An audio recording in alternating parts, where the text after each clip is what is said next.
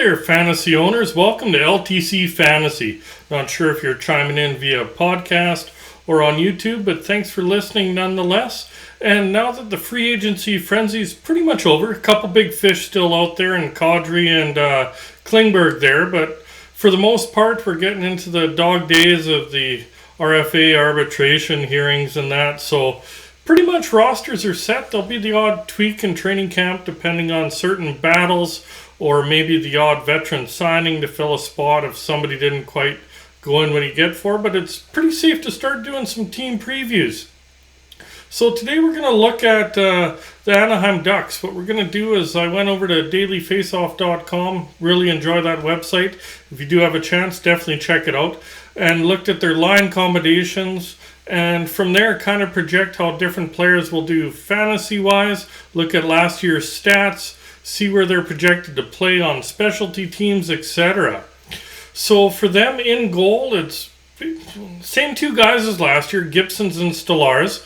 But Gibson, he's 29 years old now, so still relatively young, middle-aged in goaltending years. Last year, he was a workhorse for him, played in 56 games. He went 18, 26, and 11 with one shutout, a 3.19 GAA, and a 904 save percentage. So not a lot of wins there, but you did get quite a few games played, obviously. And the save percentage being over 9, considering it was a long season in Anaheim. Looks to be very similar this year. They did get a little stronger up front. We'll get into that in a little bit there. But yeah, it's definitely going to be a long season again in Anaheim. Their backup, Anthony Stolarz, he's a year younger, 28 years old, but still right around that middle age for goaltending.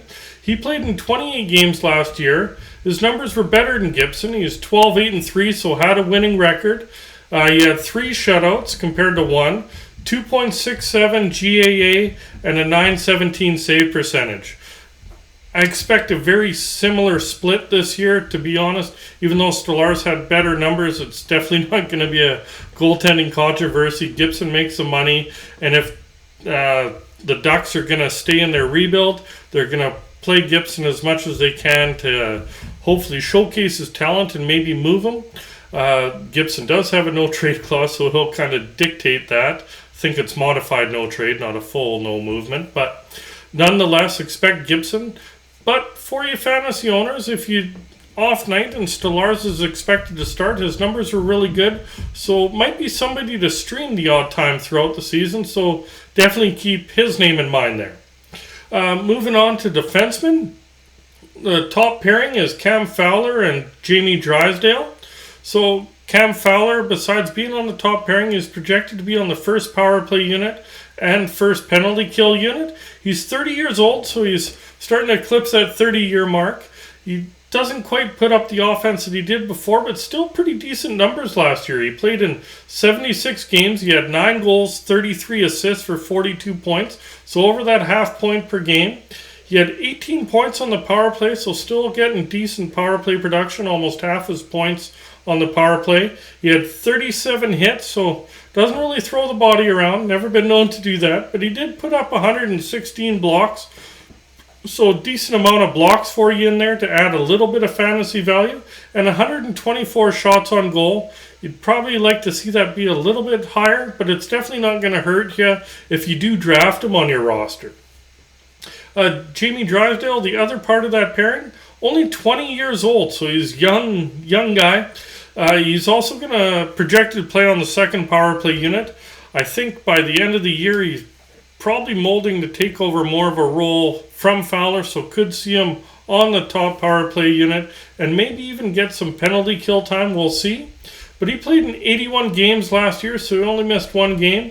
He had 4 goals and 28 assists for 32 points. So really solid, 32 points in 81 games, under that half point per game. But you got to remember, he was only 19 last year, so do expect him to build on that for sure. He had 12 power play points, so a nice showing by the rookie. 40 hits, 72 blocks, and 137 shots on goal. So he did put more pucks on net.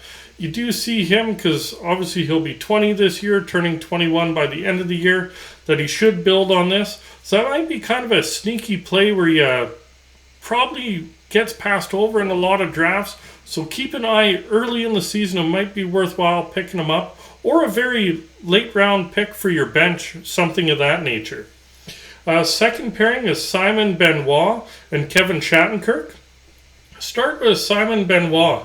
He should also play on the second penalty kill unit. He's only 23 years old. Another young guy on that back end there. He played in 53 games played last year. He had 1 goal, 4 assists for 5 points. So that doesn't really look fantasy relevant at all, so I wouldn't look too much. He had no power play points, obviously 5 points. He probably doesn't get a lot of power play points. Where he can help you, though, is he did throw 168 hits in only the 53 games played. So he really threw the body around.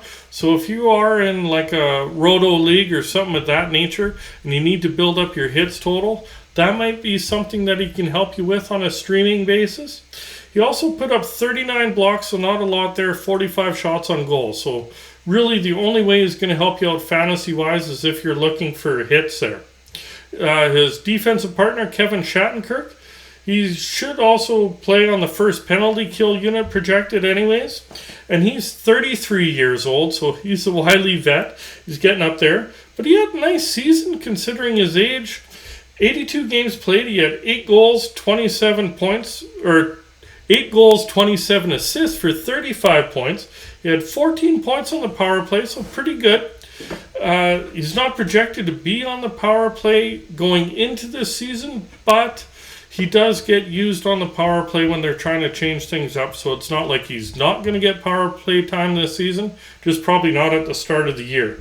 He also had 73 hits, so okay amount of hits for what he's widely considered an offensive defenseman, kind of turning more defensive as he's getting older. 135 blocks, so that's a nice block total for the D-man there, and 163 shots on goal, so the most shots by any defenseman on the team. The third pairing is Earl Vakaninen and Josh Mahera. So Earl Vakaninen, he should be on the second penalty kill unit, and he is 23 years old, so another young guy. You can see their defensemen are pretty young there. There's only Fowler, who's 30, and Shattenkirk, who's 33. The rest are all under 25 years old so far. He played 29 games last year, 0 goals, 6 assists for 6 points, so he's definitely not going to wow you offensively. I kind of knew that even when he was with Boston's organization there. He did have 1 power play point. Not quite sure how that happened, if he got put on the power play at the end of the year, or maybe he was just going on shift when the end of the power play was and something happened there. Don't expect any power play points from him this year. He had 27 hits, 28 blocks, and 27 shots on goal. So really, overall, it's a player you're going to avoid because he doesn't show much value in any category for you. But he is young, but to be honest, really don't see any value there. The other one, Josh Mahera, he's 24 years old. He played in 38 games last year, had 3 goals, 4 assists for 7 points. So not a lot of production there. No power play points. In 38 games, though, he did have 63 hits and 51 blocks. So not bad totals, but you're probably still going to avoid him. There'd be a lot better options out there. 36 shots on goal, so under a shot per game. Really not much fantasy value there for you either. Going on to forwards, their top line is Adam Henrique, Trevor Zigrus, and Troy Terry. Start with Adam Henrique. He should also play on the second power play unit besides being on the top line there. And he's 32 years old. Last year, 58 games played. He had 19 goals, 23 assists for 42 points. So pretty decent point totals. Probably more you'd like a point per game guy on your active roster, but maybe a bench player or a streaming option on light nights. That's what those totals kind of tell me. 11 power play points, so not bad. 22 hits, does not throw the body. 47 blocks, doesn't really step in front of a lot of pucks either. Well, almost a block per game, so that's actually not too bad for forwards when you look at it. And 141 shots on goal. So for playing a limited amount of games, he definitely had a lot of shots in there. Trevor Zigrus, one to be excited about in Anaheim for sure. He should also be on the first power play unit. He's only 21 years old. Last year he played in 75 games. He had 23 goals, 38 assists for 61 points. So nice point total for a 20-year-old. You should definitely build on that. He'll be really close to a point per game or better. Is probably a good safe bet this year. So you definitely want to have him in your roster. How early in the draft? Probably the mid rounds, to be honest. You can probably get him in. 17 power play points, so nice total there. 56 hits, so not too bad for an offensive guy. 27 blocks, not going to step in front of a puck for you. But 181 shots on goal, so a really nice shot total there. And the last one on that top line is Troy Terry. Kind of came out of the woodwork last year. He should also be on the first power play. He's 24 years old. He played in 75 games last year. He had 37 goals, so really nice total there. 30 assists for 67 points. So he's going to be close to a point per game, maybe even better, because they're both young, building chemistry with Zigrus. He'll be more of the guy that gets the goals for you if it's weighted in a league. You might even draft Terry ahead of Zigrus. He had 15 power play points, 6 hits, so definitely not throwing the body. 27 blocks, so not going to step in front of pucks for you, but 192 shots on goal, so nice shot total for you. Second line is Mason McTavish, Ryan Strohm, and Frank Vetrano, highlighting their 2 free agency signings that they took from the Rangers. So Mason McTavish, he should also play on the second power play unit. He's only 19 years old right now, so really, really young. He only played 9 games. Obviously, you get that 10th game in there, it burns a year of his entry level, so they sent him down beforehand. So in those 9 games, not too bad for 18, 2 goals, 1 assist, 3 points. But when he did get sent down, he put up 47 points in only 29 games. So he's definitely all offense and could be a candidate for the Calder Trophy this year. You really don't know. Does that translate to taking a risk on him in a fantasy draft? Personally, I don't draft rookies unless there's somebody like McDavid, Ovechkin, generational talent there. But I would keep my eye on him to maybe pick him up early. Just see how his first 10 games go before you do anything there. Centerman Ryan Strohm came over from the Rangers. He's projected to be on that top power play unit. Definitely knows how to play with skilled players when he got to play with Panarin over there in New York. He's 29 years old. Last year he played with 74 games. He had 21 goals, 33 assists for 54 points. So decent total there. He's more of a streaming option. How will he do in Anaheim? Kind of hard to say because how many points did he get extra because he did play with Panarin in New York? But he will be getting top power play time. You get to play with Zigrus. I could see a little bit of regression there, but I don't know how much, to be honest with you. Still noteworthy that he does have some fantasy relevance. In those 74 games last year, he did 14 of those 54 points were on the power play, so decent total. 41 hits, 19 blocks, so nothing to scream over there, but he did have 161 shots on goal. Finishing off that second line was Frank Vetrano. He should also play on the second power play unit. He's 28 years old now. Last year he played 71 games. He had 18 goals, 14 assists for 32 points. So not really good point total, but he was a lot better when he came over from the Rangers from Florida. In Florida he was buried, so he didn't get any quality scoring time. When he did get that with the Rangers, he did decent for him.